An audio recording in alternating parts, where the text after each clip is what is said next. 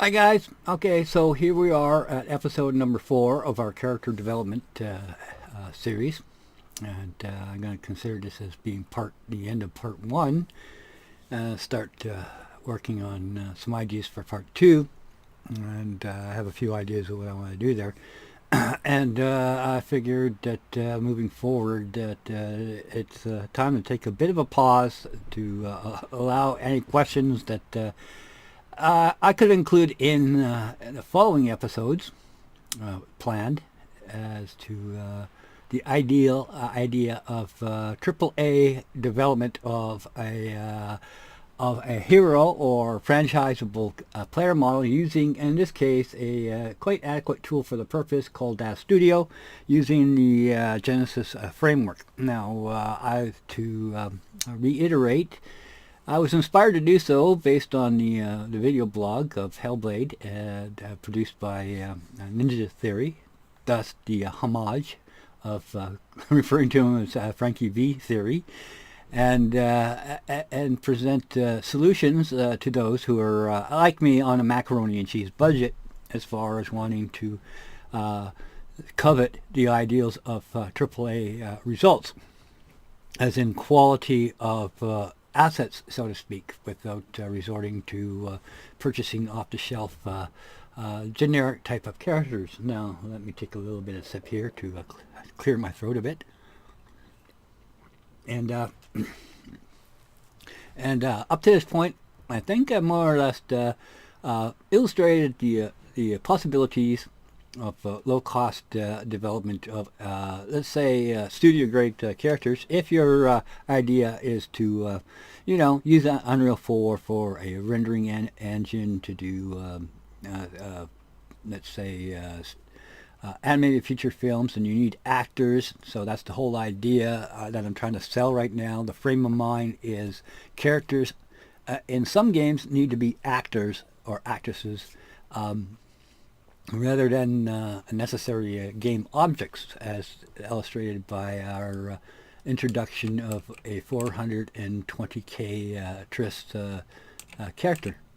So we can move on and move forward from that as our basis, and start as to the purpose of demonstrating the iteration process as to the usefulness of a application, third-party application, outside of Unreal 4. And once again, painstakingly mentioned that this is involves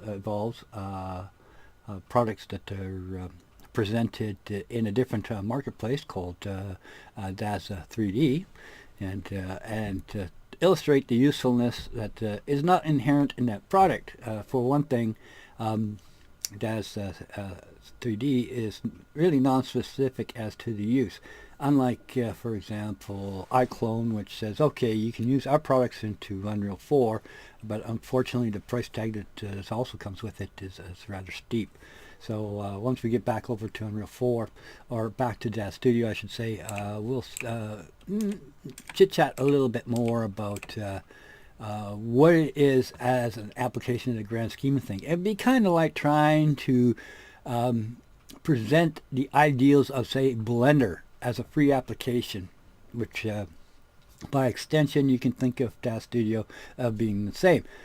Granted, there are some elements that you can purchase, like you can purchase assets for Unreal 4 from their marketplace, but it's not really necessary as to scrounging up free alternatives that may or may not be available. Okay, so part 2, well, just to kind of get ahead of the curve, probably be based more on, as I mentioned, using Daz Studio to set up non-player character models, where you can have, start doing considerations for crowd simulations and generic background characters. We're thinking along the lines of Assassin's Creed, where you need a whole bunch of different character player models that some are unique or what have you. So that's where we're going to start getting into a little bit more generality of the design as a idea of iteration. You start with a solid foundation and you build up onto it. So obviously I'm not going to show you the end result of a possible hundreds, maybe even thousands of different characters, but to rather to be more of a pathfinder, show you a direction that you could go. I'm also going to do a little bit of something as far as sync-based animations, particularly for that you can use for doing cutscenes, real-time cutscenes, and so forth. And as the proof of concept, I'll use the matinee fight scene that is released by Epic and something that you could probably copy and make use of yourself as following along if you wish. But I'll be adding to fill in the necessary actors. Probably be tossing in 2 additional characters to round that out. So anyways, moving on, moving forward, let's take a quick look at what we got here. Basically is as demonstrated in the last episode, we got Magic Mike here kind of dancing around, as well as men with her 420 odd polygons and or tris, I should say, sorry, with little or no noticeable slowdown in the frame rates in the speed. But let's take a little bit of a look here as to what we have as far as current resources go. So if I select the big one, you can see we have 423,637 tris. But I forgot to mention that Magic Mike over here, or Johnny, if we take a look at him, comes in at 455,851 tris. So his count is actually higher than her count. So we're basically looking at about close to a million, or at least around a little over 900,000 K, or 900K.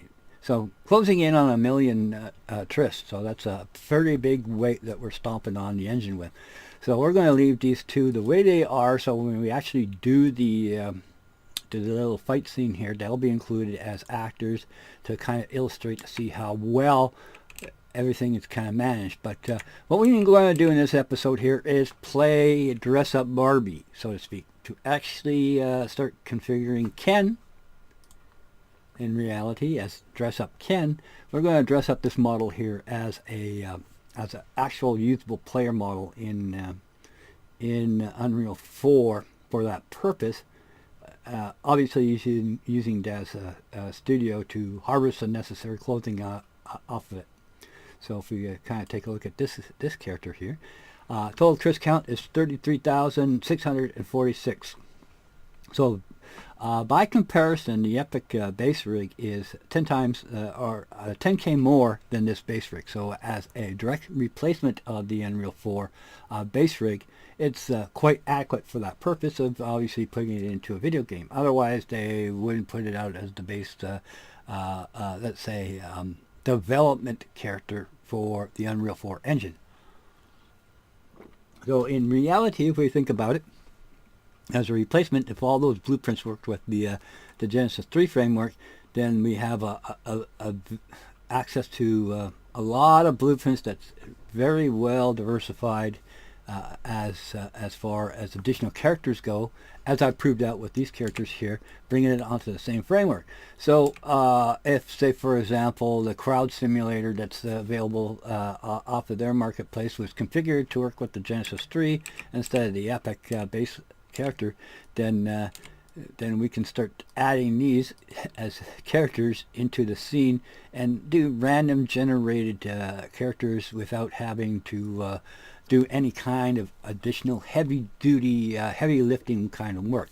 So just kind of put that out there, so to speak, that if you are a blueprint developer and you're looking for to increase your market potential, Looking at the Daz 3D Daz Studio community might be worthwhile. And just to kind of mention it, how big that marketplace is compared to Unreal 4. Well, as mentioned by Epic themselves, their current install base is about 4 million. And by comparison, the only number that's available from Daz 3D is that they've had 4 million downloads of just the Victoria 4 model, which goes back like years and years and years in computer terms, prehistoric times. So one can only imagine what the install base is there now. And there's a clear indication that that community, the Daz Studio community, is making its way towards the Unreal 4 engine, based on the idea that that Unreal 4 is just not a game engine anymore. It has usability in the world of Viz, as well as animated feature film, real-time rendering production. I mean, let's face it, the rendering abilities of Unreal 4 are quite adequate for that purpose. Unless, of course, we start talking about ray tracing features and putting V-Ray into it and what have you. So we can work the texture. It's been proven that you can work the texturing and you can work the assets, and you can actually get the kind of level of detail that you want out of it at very low cost, like what I would call macaroni and cheese development, and achieve what would be considered AAA quality results. There is no longer any excuse for piss poor assets when all this stuff is there, even for you know, a bunch of kids working out of the garage, developing their own little studio kind of ideal situation. You know, there's probably a lot of game developers who are in that Apple computer phase of working out of the garage, which in reality they never did in the first place. So the story goes. So anyways, we're going to dress up Mike here, or should I say Ken. So there we go. We have a name for our character here, Ken, and then I should call this guy Magic Mike because of the clothing, and of course we have Min.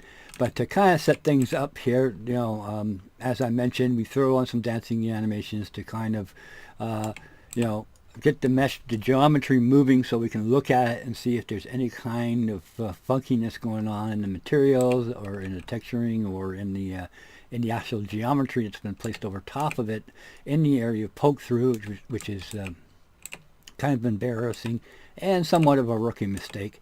And in this case, we're going to toughen him up a bit, I would say, by first of all, let's get rid of this. Let's make him more of an MMA fighter. You know, if we had some textures and tattoos and stuff we can put on him. Actually, I could probably go over to Daz 3D and pick those up too as well. It's not that difficult to apply tattoos. So let's first of all mask out the shirt. Oop. I think we're in the wrong section. Are we? Yeah, we are. This one down here. And we'll do our old masking trick and drop him in the opacity map. 0, once again, means transparent. White means visible. We'll go ahead and apply that. Yeah, a little bit more drink. It's tea with honey. So we are also hopefully a family-friendly video blog. Okay, we'll wait for our shirt to kind of disappear until our shader is redrawn. And okay, ooh, we still have that torso mask on there that we had on last time. So. I think it's this guy. Oh, we got two, don't we? Okay, let's take a look at both of them, just in case. Okay, it's not that one. Okay, it's that one there. So if we disconnect, yep, break links, apply. To kind of illustrate the point that even though we're fully clothed, our character model, our actor, in this case, our high poly actor, that, holy cow, where is it? Huh. Oh.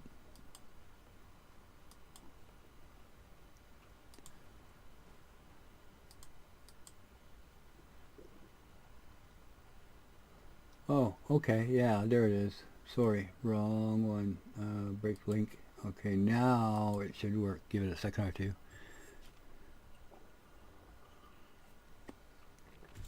There we go.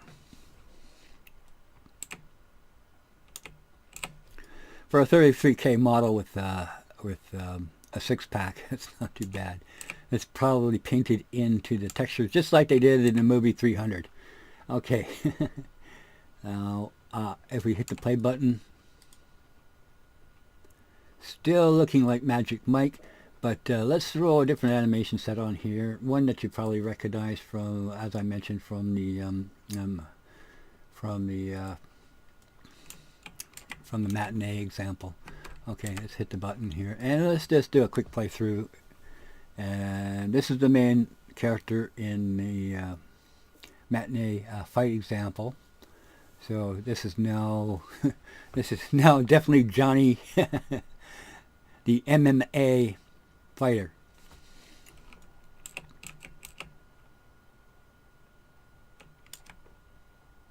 So a little bit of a demonstration with the masking, totally different, add on a totally different set of animations, and we have a much tougher looking character actor model, if you want to say. Let it play through while I have another sip.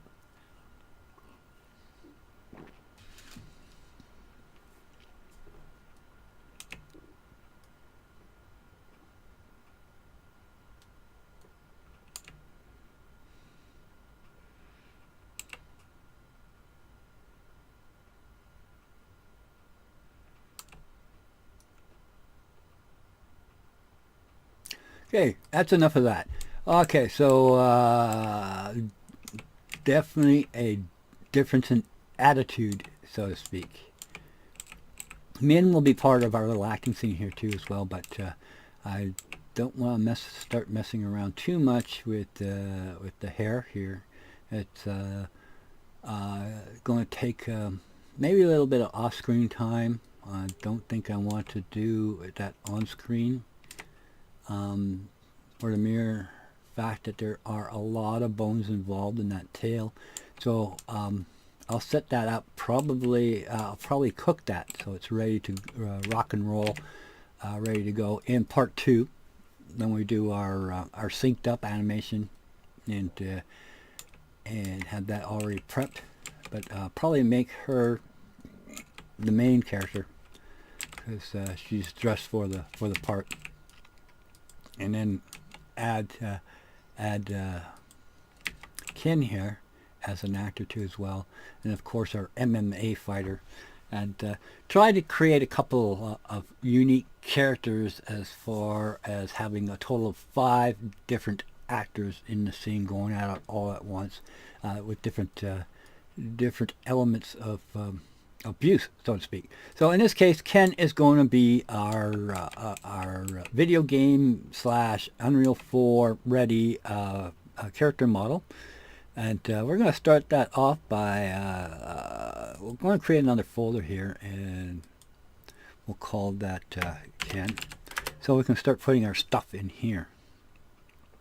And the first thing we want to put in here would be is a way to composite our character, and we're going to do a new C++ class, no, blueprint class, sorry.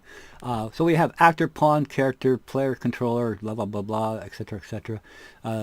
Character and actor are basically the same thing, except that with the character blueprint, it gives you access to a movement component already built into the blueprint. So let's change the name of this to Ken. Whoop. Stop that. F2. Ken dash actors. Well, it would be BP, character model, etc. etc. So we're going to open this up, see what we got. and we'll get rid of that, we'll get rid of that, and we'll get rid of shirt because we don't need those anymore. And as you can see down here, we have a character movement component with all the variables as to when we attach a movement system to it, like move forward, backwards, left, right key. In part 2, I'll probably make at least one of the characters movable, so that apply to it, and then the base particularly, and then we can just use the override to use whatever character we want, because all of them actually use the base reg, so we can make them kind of walk around too if we wish for testing purposes.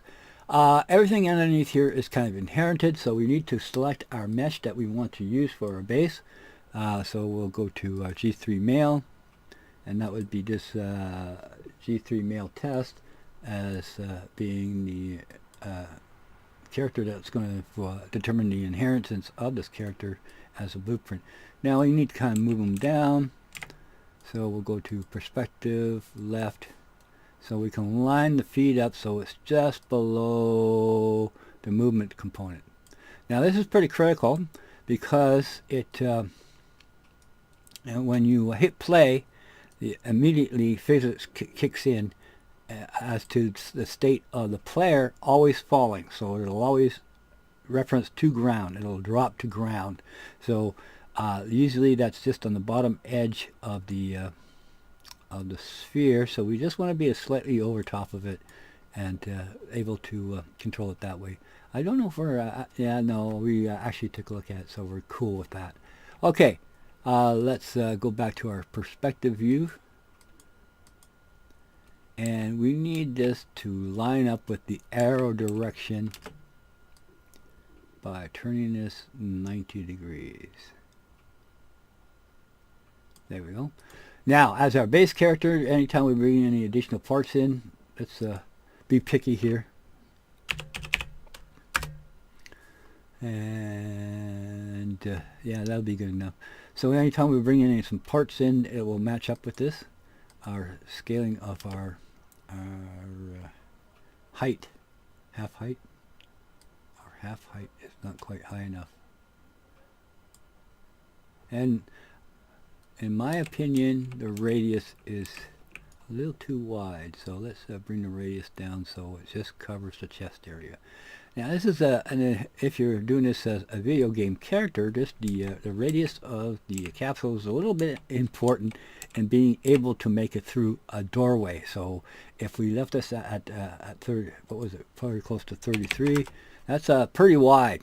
You know, that's doesn't give us much room being able to get through a rather slim doorway. So the last one was 17, I think. So that's a good starting point, which we can always change anytime we want.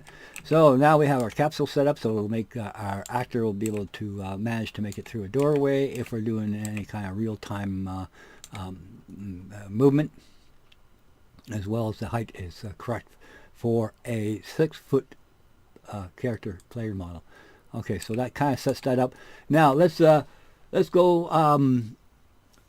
back again over to Daz Studio, and we're going to start harvesting out some clothing, and of course have a little chit chat once we get over there as to how we're going to be setting that up. Okay, so here we are. Now, thinking in terms of macaroni and cheese, there is a parity between Unreal 4, Epic, Marketplace, etc., that community, and the community that is what would be fall under the category of infinite shop, people who enjoy playing around with Daz Studio, and they have their resources too as well, directly connected to that community in the form of various sites, like for example Renderosity, where you can get a ton of let's get you off to one side here, where you can get a ton of free stuff. Free, I mean, it's always good. And if we go to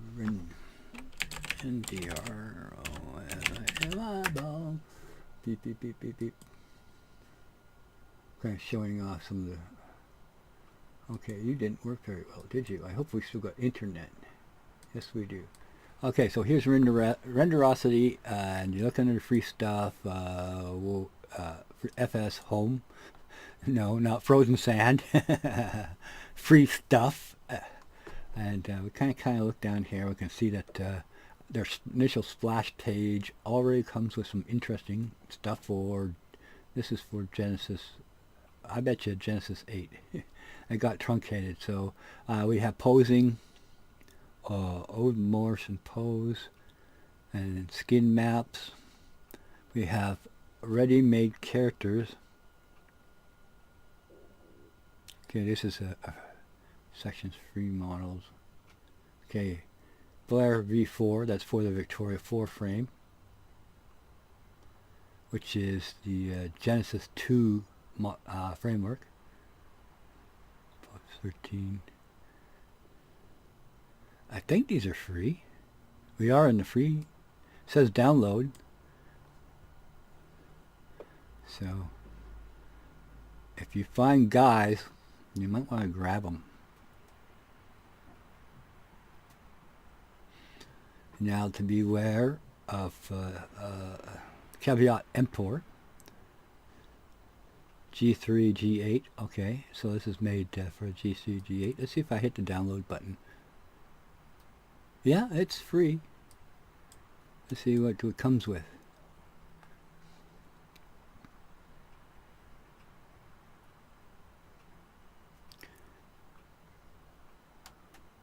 Okay, this is licensed for non-commercial use only. That's what you got to read as the license. Some will say will be under Creative Commons 0, which means you can use it commercially or non-commercially. Always kind of check the licensing.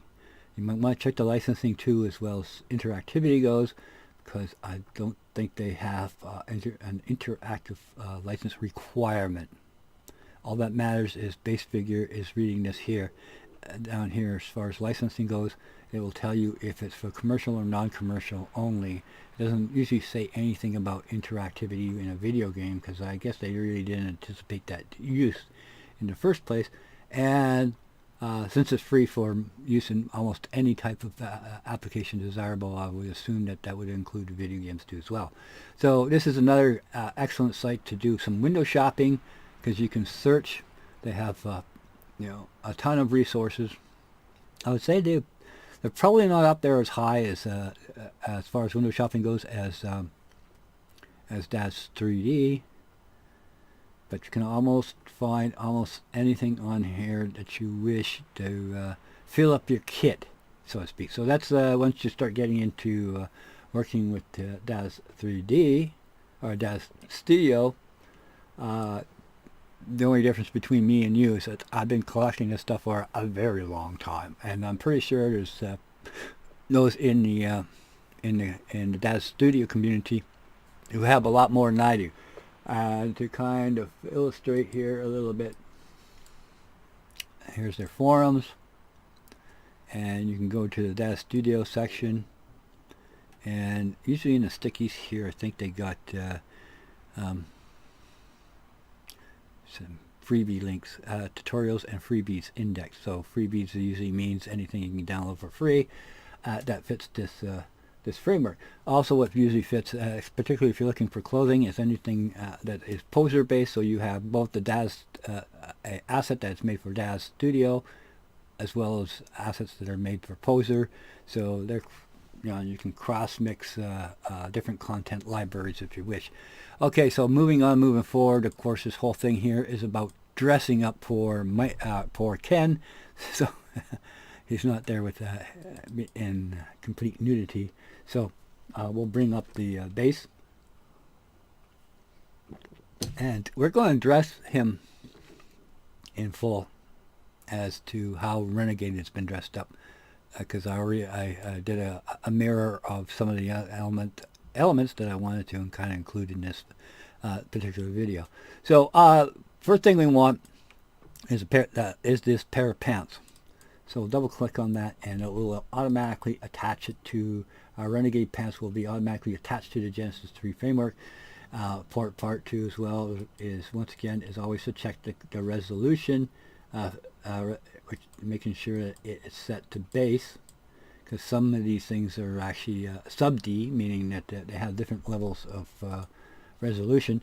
but we detach it from the Genesis 3, so it's no longer attached to this main framework. So in theory, if we select it and we select move, we should be able to move that off.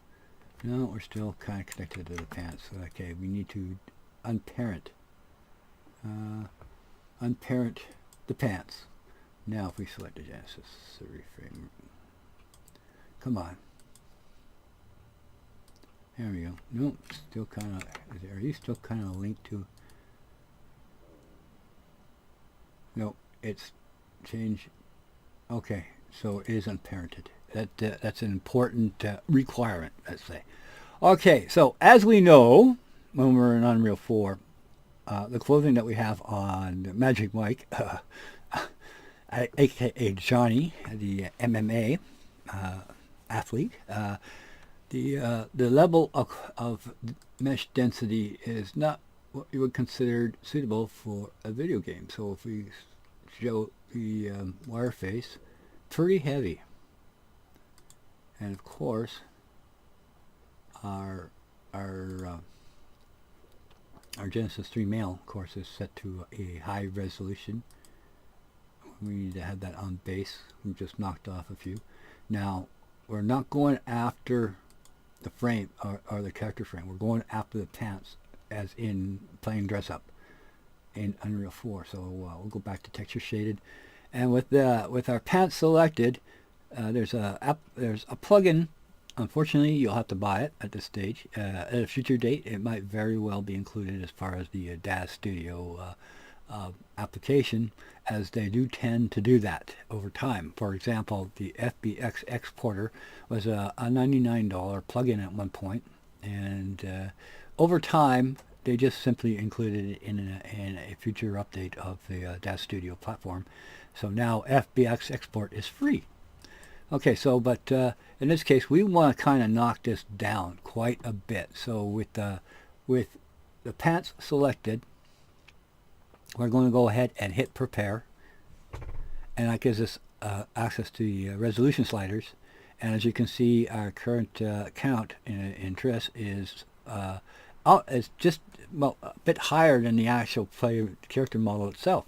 So the base G3 frame is 33K and the pants is 34K. So start combining that. We're going to be rather out of budget pretty quick. Now we like to see down about 80, including hair. So hair does take a fair amount of work to make sure that you're maintaining overall volume. That's what we want to do, is make sure we're maintaining the volume. So we'll start knocking that down, knocking it down, knocking it down, knocking it down.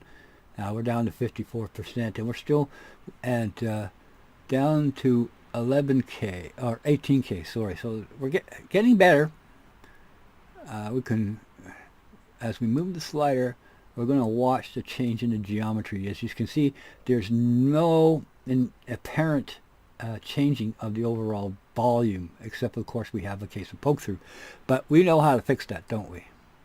Down to 16, 14, 13, and we're down to 38%. Keep bringing it down, keep bringing it down, down to 7K. No, that can't be. Okay. Yeah, it is. It's 7K. We're down to 22%, and we still have resolution. Is this thing actually working? Yeah, it's working. 2K. Yeah. 17K. Okay, should we take the risk? Yeah, we've got some weight around here. Let's see. Let's take a look at the weights. Okay, if we had this fully closed and we got it hanging off the Genesis framework, it would be included in this list here, and we could add a weight table here to maintain specific areas of resolution if we wanted to. Okay, let's see if we can. 2K is not bad. That's not bad at all. Let's kind of take a look around here, seeing how bad it is. A little bit of funkiness in the belt line.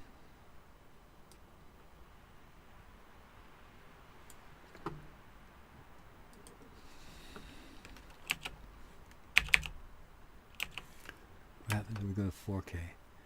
A little bit better. Okay, making LODs is always a pain. Okay, I think that this, without working it to death, I think we'll just accept this, just to kind of prove the point that since we're exporting this to FBX, we can always make some finite adjustments in editor. It's kind of weird though how it kind of chopped off the top a bit like that, made the edge work there kind of raggedy. But we'll kind of call this one ready to rock and roll. Now we can make a few decisions here if we wish. As you can see, we actually have the ability to create an LOD off of this specific asset. So we can just create various different stages and then export it. And I never tried it, but I'm going to assume that since Unreal 4 does have a checkbox to include any LODs that are attached to it, it would just simply bring this in as an attached LOD. That's pretty SOP as far as designing in any kind of 3D app, is the ability to create levels of LOD. So when you zoom out and you're working your scene as say a viz, you can decrease the amount of using sub D, the amount of detail that's not necessary at distance, where the ideal is to maintain the volume of the particular asset of interest. But for our purpose, just to quickly get through this, we're going to call that one done and move on. Now, at this juncture, we need to switch over to our, as I kind of pointed out before, how important our joint editor is, as the joint editor is the only way you can access the actual root of the item in question that we wish to move over into Unreal 4 so we can play dress up.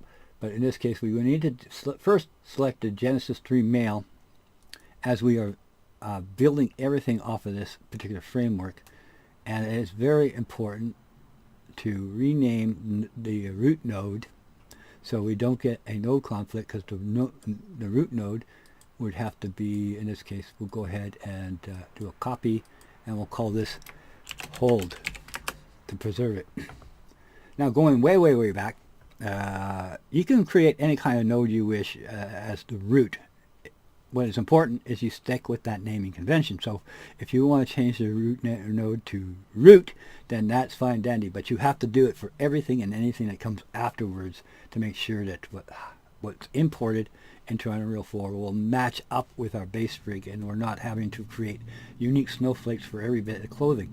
So we'll select our Renegade Pants, and we will go edit, and we'll go rename node, and we'll rename the pants _17757 to Genesis 3 male, and we'll accept that. That's it. We're done. We have a low count pair of pants suitable for video game use. We would probably have to bring this over into a editing application. For that matter, if we wanted to do a fix up, we can just go export I don't have ZBrush, but I do have Hexagon, which comes free once again with the Daz Studio. So, ta-da! We got a 3D editor. This should bring our pants in because it was what was selected, I hope. Otherwise, we're going down a wrong part of the rabbit hole. I'll give it a second or two, I guess, to load and to render.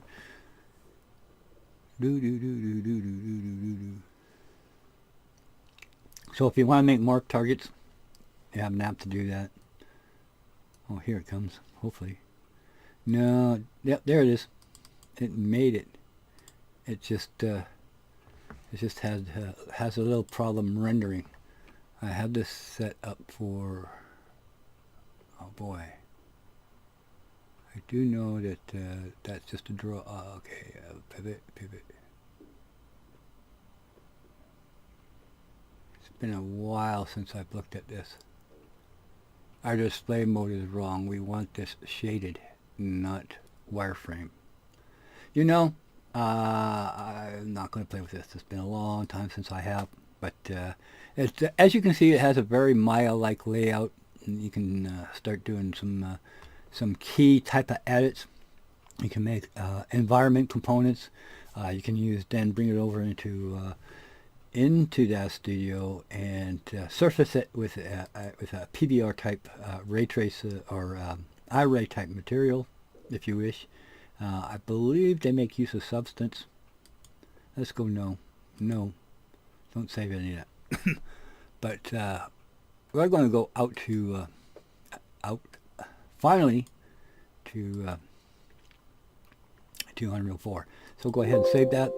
Yes, as you see, I've already did a little bit of a pre-test, and we want to make sure that we have selected only. And you look down here, you see the Genesis 3. What's going to be exported is the pants, but not the figure. We don't want the figure. We just want the pants. And the pants have the, as we took the time and effort to do, has the proper node naming. Embedded textures, it doesn't really matter because once the FBX is unpacked by Unreal 4, it also unpacks the textures that are part of it, as in collect. So no, embed texture. So yeah, actually it's the other way around. Collect textures to folder is not required. Embedded texture should be checked so that when Unreal 4 unpacks the FBX, it also unpacks the textures that are applied to it. Allow degraded skinning, allow degraded scaling, and we'll leave that checked. Sub-D information. That's interesting. It's a Pixar invention, and there's an interesting video on YouTube that explains how that in concept that works, and it's taken up a high degree of popularity over the years, and it's been implemented in a few applications. Okay, hit the export button, and off goes our pair pants, and we'll go back to Unreal 4 and to our Ken section, and we will then create a new folder which we'll call pants, and we'll jump into our pants folder and bring up our source folder, and there's our pants, and we will import them, and it comes up with this dialog box. You're going to get used to this really quick. Import morph targets. We do not need to import morph targets, at least I don't think. Use the reference. We'll keep that checked. Now it should also be noted if the pants had child bones that are specific to the pants, those would be probably imported along with it and simply attached to the rig as an amendment, as a child amendment. Okay, so we have G3 male test skeleton, which is our base that all three characters are currently running on, so we'll go ahead and import that on that framework. Now, fingers crossed that we don't get any error messages. I'll be forced to have to fix that on screen because I don't want to go through that all over again.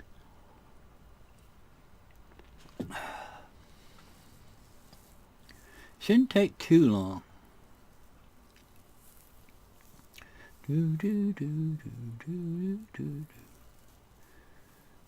Okay. There we go. Pants animation. So, as I said, it's always a good idea to turn on export the animation because it'll always give us the base pose.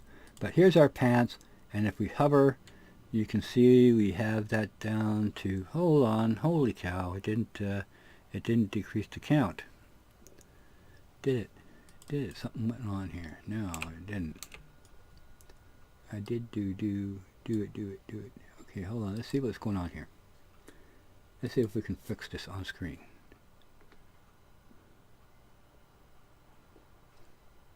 Hey. Yeah, it's still high poly, isn't it? Yeah, it's still high. We missed a step here. Okay, no.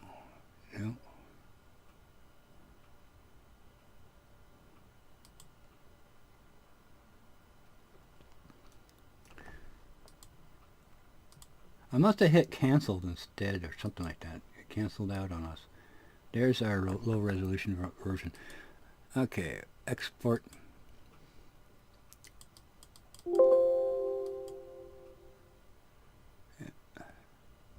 not selected. Okay, forgot to select it. Could have just did hidden. Renegade pants. Okay, export pants. Yes. Okay, selected. There we go. Genesis 3, not selected. Pants. Yes. This time, well, I guess it does pay to turn on wireframe. Leave it on. There it goes. Boy, that went out fast. And then we'll just do a refresh or re-import. Messing up on screen and fixing it on screen, of course, messing up does have benefits, I guess. There we go. 2,000. So that's definitely within reason. Much more reasonable. So the belt and that kind of stuff, we can, as I mentioned, we could probably bring that, if it was that critical, we could bring it over to an editor and just kind of fix up that that edging problem with the belt. We just have to have the face pulled out so it can be seen. It doesn't have to be exactly formed to fit. And we're going to open up our test blueprint. And we're going to open up our editor so we can take a look at our viewport. There's our character. And then, quite simply, grab our pants and put it in as a subcomponent of our mesh. Make sure, drop here to parent it to the mesh, and we'll just reset the rotation and the height, and now that should pop up on the screen when I compile that. No, it won't, because this is the actual figure. What we want is our blueprint. Boom. And we're going to rotate that forward 90 degrees. And we don't need our static model, our static whatchamacallit model. Okay. We're a little bit high up the ground, so next thing we're going to add is the boots. Yes, we are going to take the amount of time necessary to hide some of the geometry on this using the masking process. But as I demonstrated, if we were using clusters, we would only need the head. Or we would, if this is going to be considered a unique target, we could then stack the morph targets just onto the head, and we can still use morphing if we wish. Okay, so let's go shopping again and go back over to Daz Studio, and we'll make our base character model visible, and we'll go back to texture shaded. Okay. Okay, so boots next, I think. Smart. Okay, select our base figure because we want to have it so it is it will only show up what will fit with this character. And outfits, gloves, footwear. Nice set of boots. Okay, we want these boots. Add those. And just as we did with the pants, we want to make sure that we're unparented, as in being glued to this base form, and making sure that our resolution is set to base, so we're not introducing any kind of sub-D selection to that. And then now we want to go to our Renegade Pants and use our joint tool. And with that selected, we want to change the name of our pants to hold pants, and then select our boots, go to edit, rename node, and change this here to Genesis 3 male. So once again, it will come in on the same framework, and hit it with the disseminator. Prepare the disseminate, decimate. Sorry, decimate. Damn it. Okay, we can see that there is a fairly high count of 57K, so we need to bring this down. Now, I have a shortcut for it doing all this, but we'll do it the hard way just so we can illustrate. Okay, how much resolution did we lose?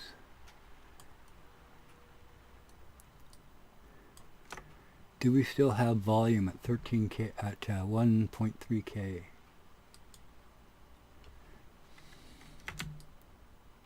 No, too chopped. Looks like 2K is going to be the butter zone. Yeah, 2K seems to be a butter zone. So far, our budget is been increased to 4K, so we're still not bad. We're still not bad at all. Okay, so anyways, grab the boots, go over, export, boots. Make sure we're selected. Renegade boots, figures. This stuff here, we won't repeat that, but we want to kind of look down here and we can see once again, I'm leaving the parts in so you can see that the pants are not selected, the figure is not selected, but the boots are. So we can export those two as well. Sometimes boots do have morph targets because they're designed to work with all sorts of different characters. So you might have a morph target that is designed specifically to fit this onto a bundled character. So if you export all of the morph targets, then you can use different figures and have the boots fit that particular figure. Once again, working smart, let the software do the work for us, and we're going to send that off, and then of course move on back to Daz Studio, and we're going to create another folder. Reason to do this is because you can start cross-sharing this stuff if you want. So on Magic Mike here, you know, we can use the same boots over and over and over and over again if we wish. Okay. But we can make them instants. So for example, we might want to change the material on it. So one character will have the proper boots, leather, with all the fancy fixings and the metallic and etc. etc. Actually did this. Yeah, okay, we did do that.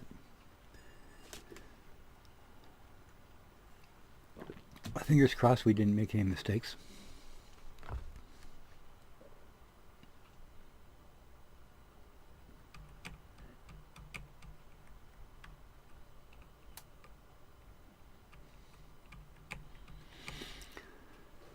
Oh, it's taking a little bit longer this time, aren't you? Okay, yeah, okay, so we have a little bit more materials to work with. So we probably would have wanted to use the Atlas, the Texture Atlas tool in Daz Studio to conform this all down to a single texture. We'll do that at a later date, demonstrate that. Okay, so we'll do it. The edit, open a blueprint thingy here, and rinse and repeat of grabbing our boots and dropping them in. We have to parent them to the mesh. I think that was parented, isn't it? Yeah, okay, there it is. Let's see. Yeah, it is now.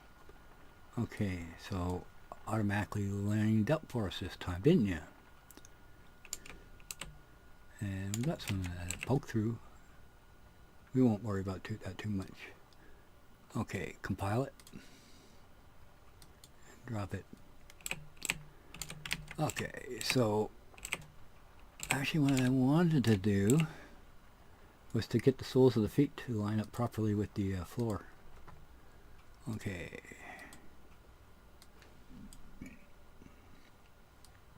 Off screen, I'm just moving the character. I'm doing this. Moving the mesh object, and everything that is attached to it will inherit and move down. So we'll move that down a bit so it matches up with the floor.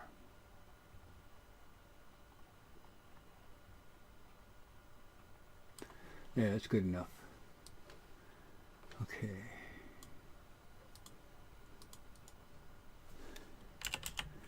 I'm going to check something off screen here.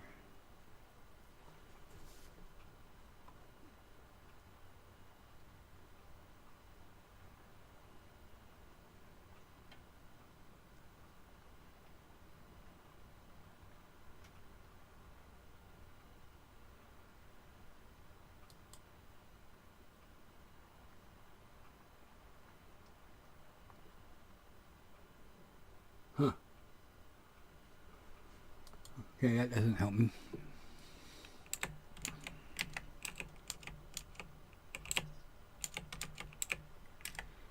Okay, there's a node I need, so I'm going to actually go to, it kind of slips my mind.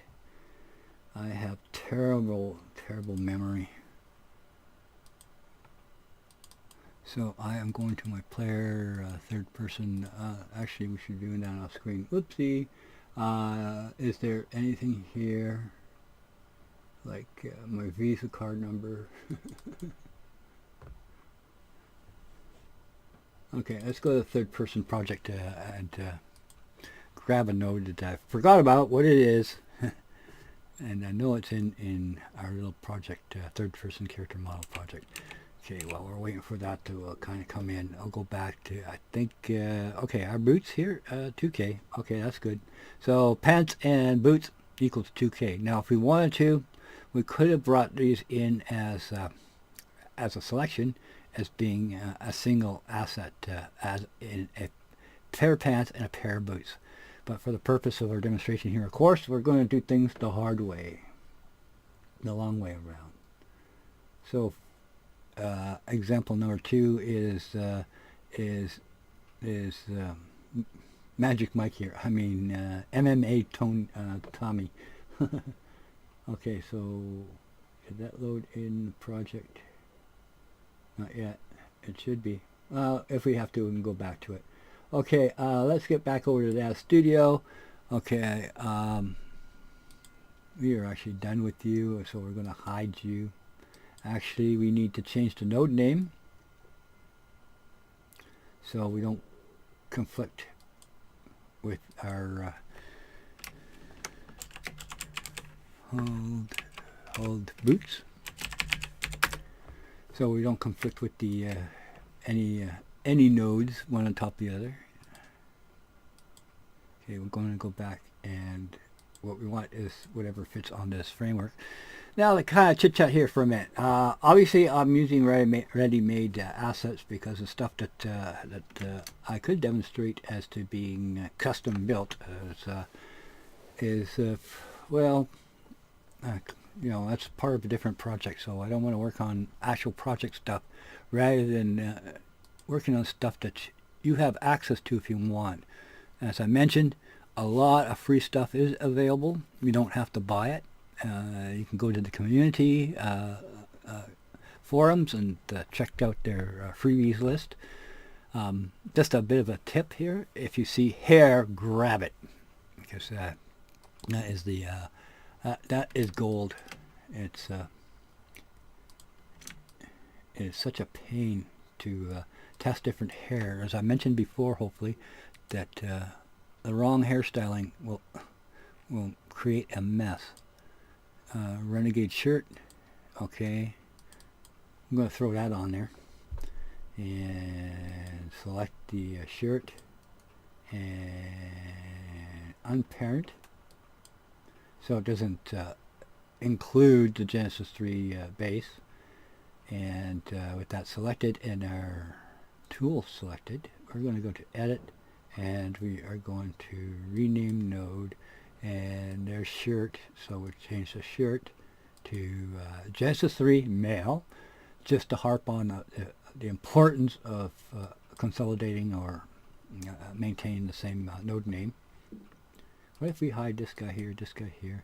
So usually it will just export the required bones. It won't export the entire like character bones, so to speak, I guess. Okay, we'll select our shirt, and we'll go over to export. Oh, no. We obviously need to decrease the amount of vertices that are as part of this. Actually, what I should have done was to make sure that Ooh. Yeah. Okay, there's only the base. Okay, so that would bring that in down here as a difference in resolution too as well, custom resolution. It's actually not too bad. It's 13K, so we got some room to work with. So let's kind of zoom that down to 2K mark. See if we can go a little lower. We need to see how that is working with our character. That's 1.4K. Okay, come on. Okay, kind of got lost there, so we need to frame things up. 1.4, 11%. We could spend a little bit more time going even lower. But we're already doing really good on time. Okay, we're going to hit the done button. Okay, I'm pretty sure it did go, but just to be sure. No, it didn't look like it took. No, it didn't. Did it? Shirt. Yeah, it did. So just over 5K, maybe 6K at the most.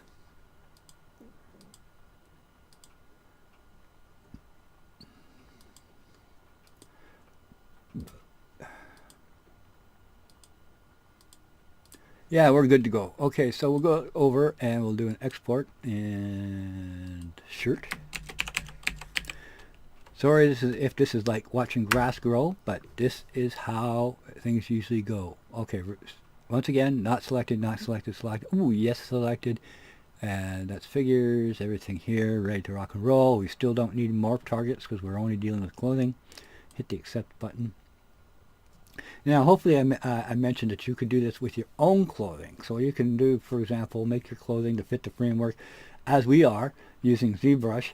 And then you can bring that into, later on, into Daz Studio and make that fit the form. But we have a bit of a shortcut using 3ds Max and the skin wrap that will allow us to just wrap the clothing onto our particular framework and our pipeline. So if you want to do that, that would be a series in itself. Okay, so going back to Unreal 4.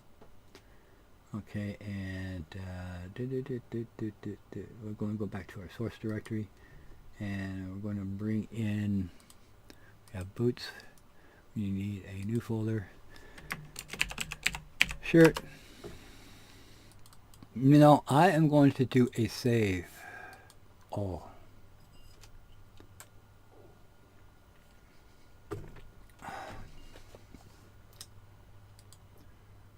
Okay, where's my source?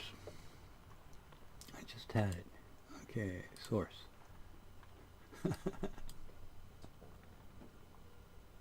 Okay, shirt. I'm sure. Oh, way down there. Wait.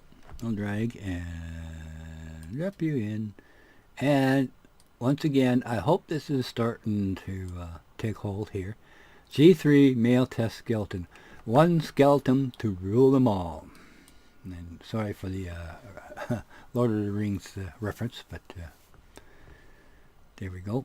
And once again, we're going to select our blueprint there, which we already have selected here, I think. Yep, okay. We're going to throw our shirt in as an instance that snapped to our character over here. They obviously did an update along the way. Okay, so we got the boots, we got the pants, and we got the shirt. What do we need next? We need the gloves. Okay, so we're going to go shopping back over to Daz Studio. And we're going to go back to our rendered texture shader. And we're going to make a renegade visible. Content library, which is smart content, which is context sensitive. And gloves. Okay, we have a couple of choices here actually. We want the renegade gloves. Double click that. See, there's our joint editor already up and running. So we just have to go back to our shirt and press the edit Okay, just so you just so you know what I'm doing here, I'm just hovering and selecting or right clicking, and then selecting edit, and then rename mode, and this is shirt, to kind of hold it in case we want to go back to it. But it's non-critical, of course. Okay, so we need to detach this, make sure it's... Oh, it's already detached. Yeah, okay. I guess I did, because I didn't have the Genesis 3 selected. If you just go double click, I guess it just pops in. We'll make sure that we're base resolution, and we right click and we do edit, and we do rename node, and do the old paste, which may, and as you can see, we end at the hips this time, and there's our reference node down here. So if we select it, that's where it'll move from, not this here. This is just the name of the basically of the mesh itself. Okay, so we got our gloves selected, and we should do a disseminator here and prepare to see how much that is. Yeah, it's not too bad. It's not what I would call reasonable, but it's not bad either. Of 14K. But obviously the less we make use of, probably the better. As I said, if the lower the current count, the lower we can go. Okay, a little bit more.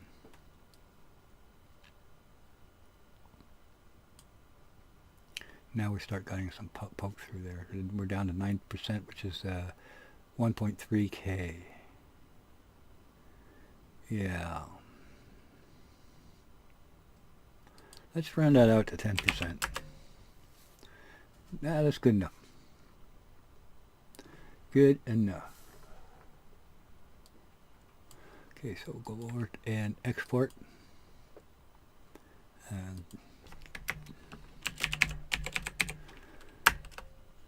And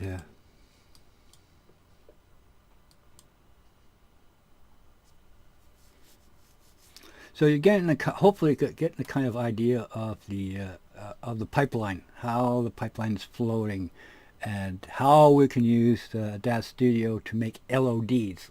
You know, we're thinking smart here. We're thinking about how our software can help us down the road, not just what we're doing, but what we want to do. Hopefully. By discovery, so we know, oh, we can use this, and we can make any level of LOD that we want.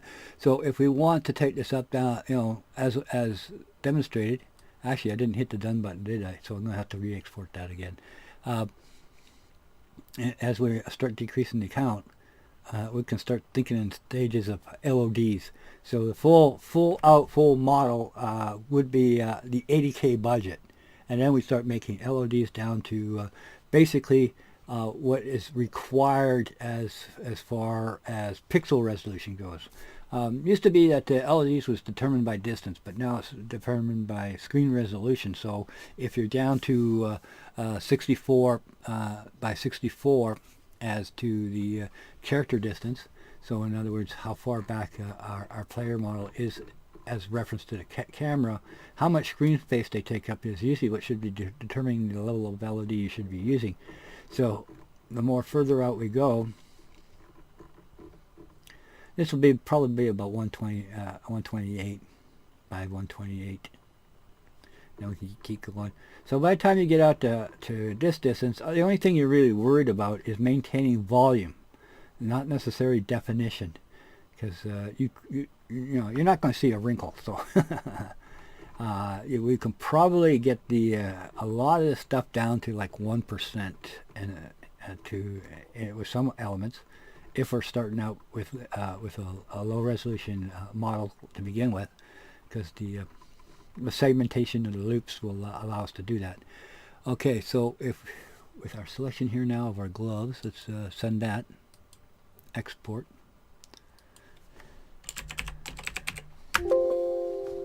And I'm sorry if this series is looking like watching grass grow, but the only way to to properly do justice to this process is to demonstrate it, even if it does take time. Okay, to kin. Okay, we need a folder for gloves.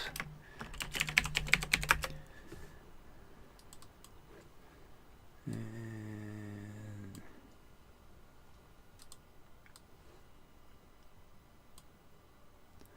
okay, in part 2 of our series, this is all part, okay, there's 4 episodes, part 1. Part 2 will probably be another 4 episodes. And each kind of based on level of importance. So basically the part 1 was to demonstrate a workflow based on a lot of different required asset elements, as our 2 characters over here are actors for the purpose of rendering, versus Ken here being a character, actually in-game character model. And we will develop that a little bit further as our test character as we move forward. Demonstrate more the iteration process rather than a definable pathway. You know, that's the whole thing about this should be about iteration. Here we go. Guy's got gloves. Okay, some of the poke-through issues, though, I'm going to probably have to solve off screen because they need a much more refined mask. But I'll take the masking about as far as in this episode, about as far as I can, and then clean it up. I've already demonstrated how to mask off specific areas, so that would just be repeating a process that's already been done. But repeating is not really a bad thing, is it? Alright, we'll go over to Daz Studio. Now, headgear or hair. No, boy, we need a little bit of a decision making here. Okay, let's hide this stuff. Actually, we need to select our gloves and change the pivot name just to stay ahead of the game.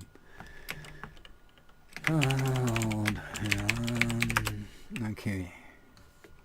Because if we wanted to, we could save this figure, but no point. I already have that in my inventory, so there's no need to start taking up valuable disk space. Okay, let's see what we have for hair. I don't think I have anything sexy in this section here set up. Let's see what I have in my content library. People should have a hair dedicated hair. Yeah. Hair. No dude hair. Oh, this is 3 male. I don't think that's under the proper folder. Hair. Look at that.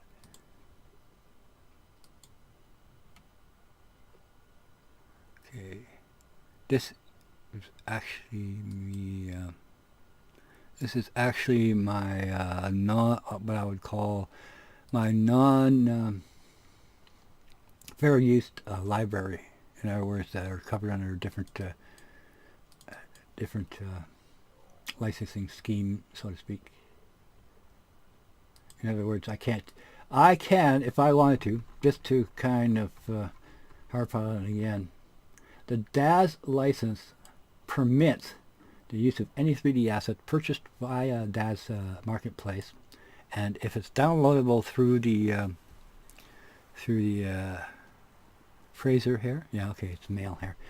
Downloaded through the Daz download manager, can be used in for any purpose for the purpose of rendering. So since I'm just using Unreal 4 for rendering at this point, then you do not need an interactive license.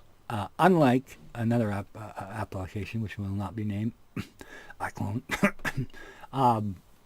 you do not need an export license, meaning that if we just wanted to export this hair to Blender, sticking with the macaroni and cheese idea of game development, you would have to pay an export license to use iClone assets in that application. And that's where things get tremendously expensive.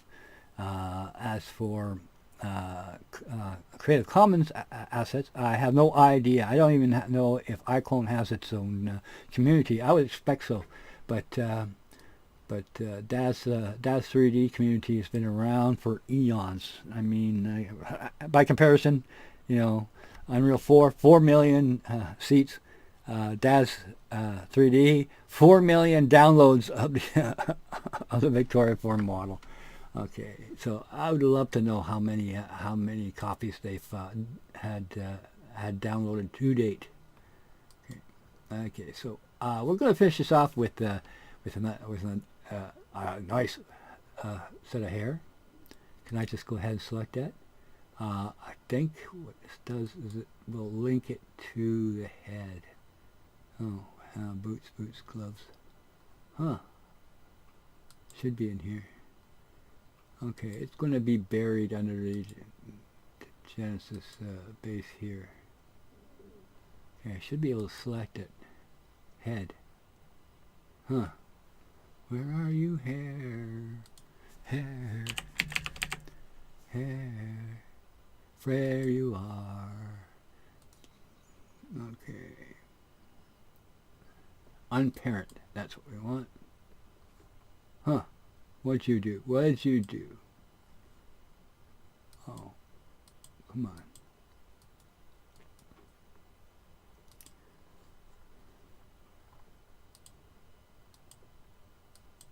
Oh well, who cares? Just as long as we can select it, and we can, since it's our last of last, we'll go in and edit and rename the node one last time. And paste and accept. No errors. Oh, I know. We weren't under scene, I think. Were we? Yeah, we were under scene.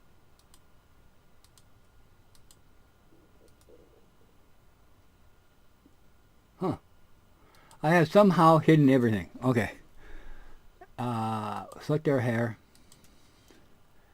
Let's take a look at what Disseminator is going to do for us. As I mentioned, hair is picky.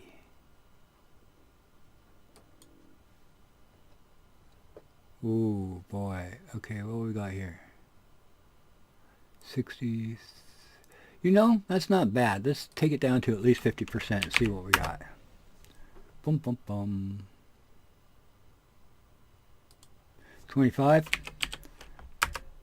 I'm actually watching a change in the mesh here more than anything. As I mentioned, we were a lot more interested in maintaining or decreasing the volume, but not losing it. Okay. What are we down to here? 16. Yeah, we're still way under the 80K limit. That I am not going. Let's take this down, run this out to a nice 10K. I'm happy with that. Everybody else happy with that? Hit the done button and export.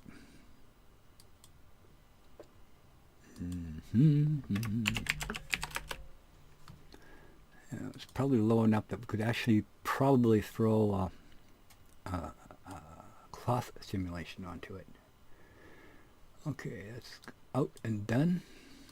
Okay, go back to our Ken directory and new folder and hair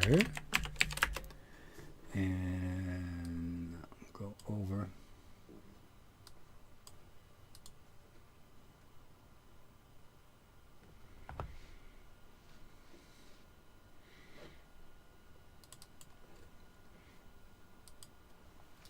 Under source, there you are, hair. Drag that over. And risking repeating, G3 test skeleton, import, booyah. Okay, that's going to probably take a little bit more longer than the other ones because it is 10K versus 2K. So let's click. So that's 10, 12, 14, 16, 18K.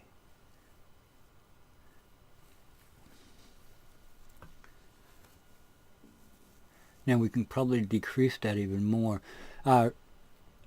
Keeping in mind, of course, each of these characters are fully full. In other words, they have they come with a full set of teeth, and that might not be necessary for your project if the characters that you're building are just going to be static and they're not going to talk. You can decrease the count further in that area. Since we got legs and 5 fingers and 5 toes, we could probably exclude those 2 as well. But it's nice to work with full, complete, intact characters here because it gives you options. And then we can just use masks. I probably won't spend too much time on doing masking on screen because I'm going to kind of assume that you have a fair idea of that process. Okay, toss the hair on. And we want that as a instance off of our mesh so that the hair will snap into place. Now, look around a bit. Decent. Yeah, I'm a Trailer Boy fan. Okay.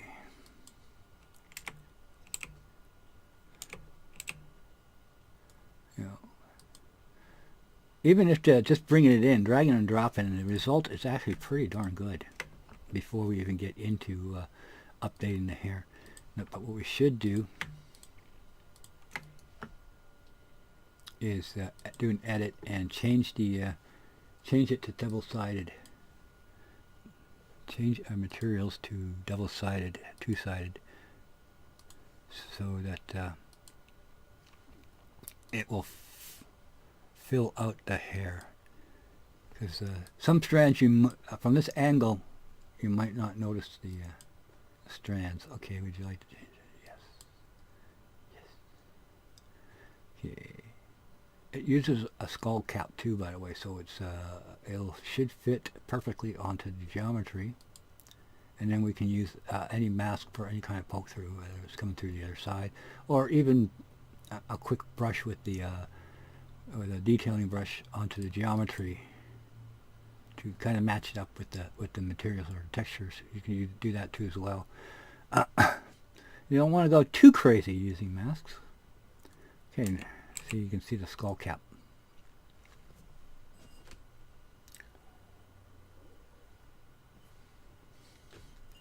Okay, come on.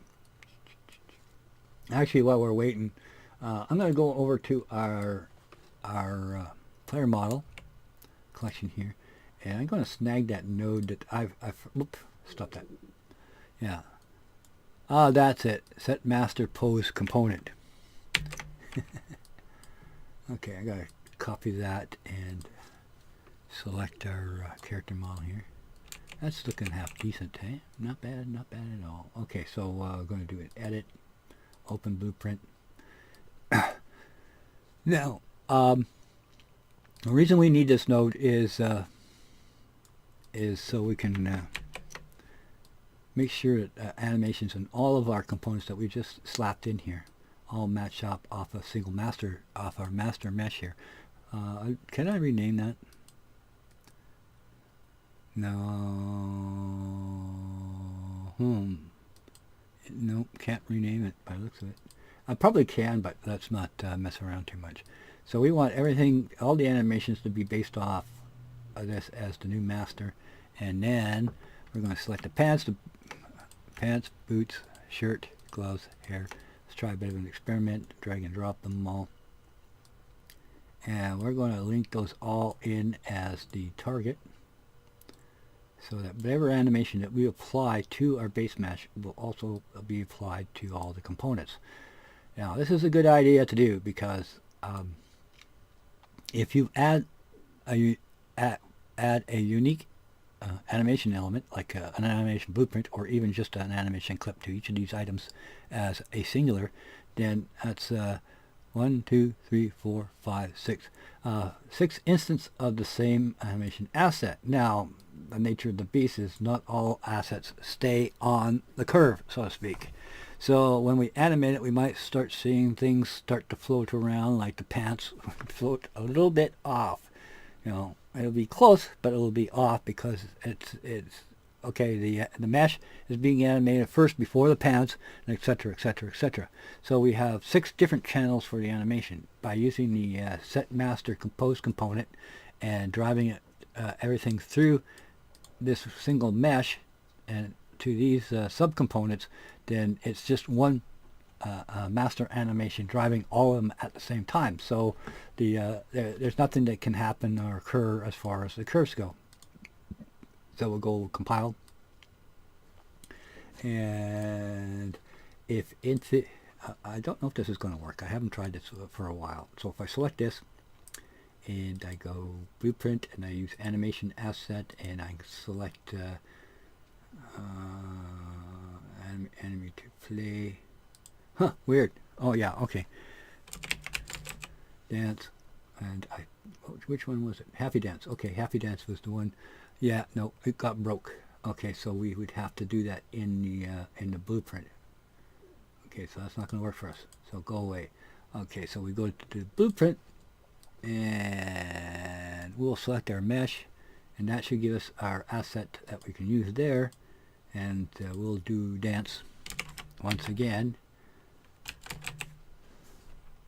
Happy Dance. And we hit play. There we go.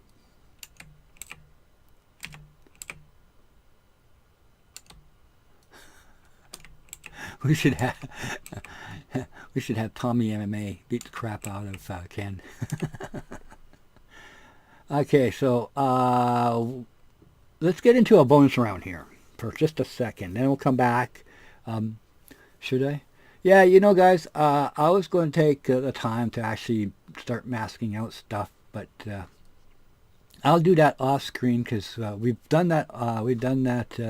Tutorial that we've done that process already a few times, so I don't think we need to do it again at this stage here. And I can cook stuff off stage. But so poly count, we have 33 for the player base, the 8 and 22, so it's about 55. Say, let's say 60K. That's I would say pretty close to being within acceptable range for LOD 0 for a player model, and then we can decrease the amount of count. So okay, so let's get into a little bit of a bonus round here. And why are you?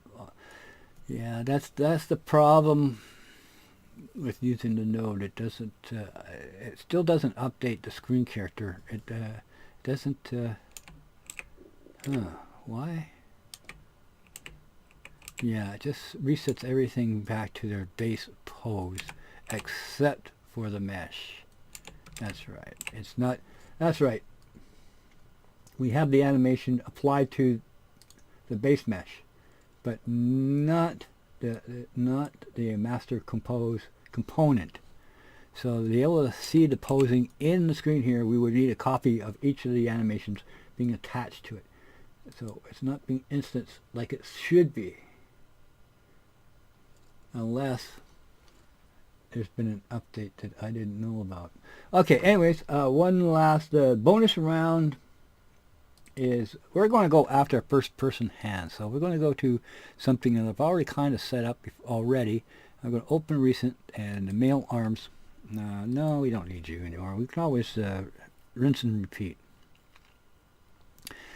Pay attention to how I did the hair, of course, because you can start just over coffee and donuts, or you've got nothing else better to do one day, you can sit there and just simply output your hair catalog to Unreal 4 and have a selection, because as I mentioned, hopefully mentioned, hair is so critical to the nature of the character. I mean, it is probably the single most important component, because a bad hair can actually destroy the nature of the character.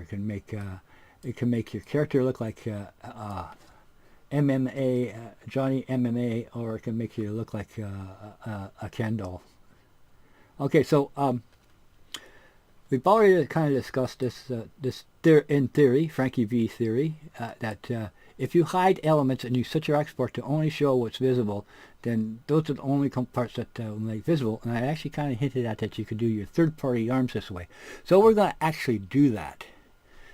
We won't actually decrease the count because it's a highly visible component, and of course when we export, we also export it without all the other details. So we're down to, I don't know, 8K maybe. Okay, but anyways. So we have the hands here, and let's actually turn on the joint editor, which should show once we select our base. Boom, boom, boom. Genesis 3. And actually it's only showing the arms. So it gives us just the arm framework with the hopefully the local node. And this is still set to male, so we don't have to change the node name. So let's go ahead and export this as being our first person hands. Now, if you're in the VR, you can chop things down for just the hands. And no hidden. We don't need any more, so we don't need that selected. And of course, yes, this for our figure is set. So I'll go ahead and hit accept. Let that export out, and we'll bring up our Unreal 4 and Ken, a new folder, first person arms. And of course we could have dressed it up any way we wanted to. We could have thrown on some gloves and some a short sleeved shirt or any kind of other type of bling bling that we wish. But we're just proving a point at the moment. Going back to our source. And there you are, Mr. First Person Hands. And harp on it once again on the same framework. We go import, and we'll keep our fingers crossed it doesn't generate any errors. The important thing is the root nodes there, and then the required bone joints are there, so that the arms themselves are positional as to the character as its position within 3D space. We'll kind of show that off a little bit. Okay, so here's our arms. And you can see this first person animation gives us, of course, the base skeleton that we have this to. It has its own physics asset. As you can see, only the relevant texture and materials have come in. So we obviously still need the torso for some reason. That's because I went all the way up to the shoulders. If I cut it off down here a little bit lower, then it will save a material slot, and only the materials that are relevant to what it is that we're exporting goes along for the ride. So in this case, we only need arms and fingernails. So if we want our fingernails to be red, we have that kind of isolated. Or we could use the texture atlas and consolidated everything onto a single material space. Okay, to kind of demonstrate this as well as to matching it with the animation assets, let's throw the fight onto it, and off it goes. Hit play button. Okay, so that's pretty good, eh? Okay. Well, hit stop. I think we sold the idea enough. If we take our on-screen asset, and actually if we take Mike here, and we capture the copy its location, we send that over there, then we can kind of sort of mirror it on the screen. You can see it perfectly overlays, and it actually adopted no, it didn't. I thought it adopted the scaling for a minute there. Now if we hit the play button, ta-da! We're literally mirroring over top of the same animations that we have applied to MMA Tommy. Because we're using the same rigging setup, so it all kind of matches up. an important, kind of an important demonstration, I guess, because if we start doing sync animations, actually having Tommy here fight somebody, boom, boom, boom, then it's rather important that we kind of match up our character animation with that. Maybe I'll just make a opponent for this guy, and kind of use the master animation as the base, and just have two guys fight instead of a full selection. We'll have MMA Tommy fight Min. I don't know. I'm going to do that off screen. Obviously, I'm going to make it a little bit interesting, and of course, it's a kind of animation package that I could probably set up at a later date to give away for free. I do have an intention of taking some of the free animations and what have you that is presented by Epic to be able to introduce it in here. There is actually one little thing that I forgot to do, but I'll leave that for part 2. And the idea of recycling components and using masks again. Once I come back to this, I'll kind of point it out. This last episode is turning into something a little longer than I thought it should, and that is to use the already made assets provided by Epic, so I don't have to repeat. And that is, how come you're not moving? Oh, that's because I'm actually playing. I wish they would fix this. At least do a preview setting. Okay, so this is the eyeball that was presented in one of Zach's videos on the advanced materials, and that is available for realistic rendering of the character model. And there's nothing that says that we can't take this, go to our blueprint, and just add it to our mesh. And then with that in our viewport, we can select our photorealistic eyeball. And I think, are we already inherited? No, we are now. Okay, and then we can select the socket eye, and we'll put that onto the left eye, and you can see by the selection that it's actually snapped to the eye joint. Now let's see if we can see it on screen. Kind of poking through just to, yeah, I'm not sure. I don't think that's it. It should be in there, but let's see if we can scale that up a bit.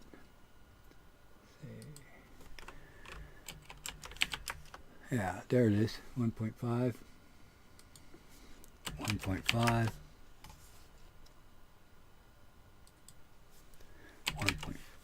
1.5, just so we can start to see it coming through. Oh, we're off. You see off the rotation too as well.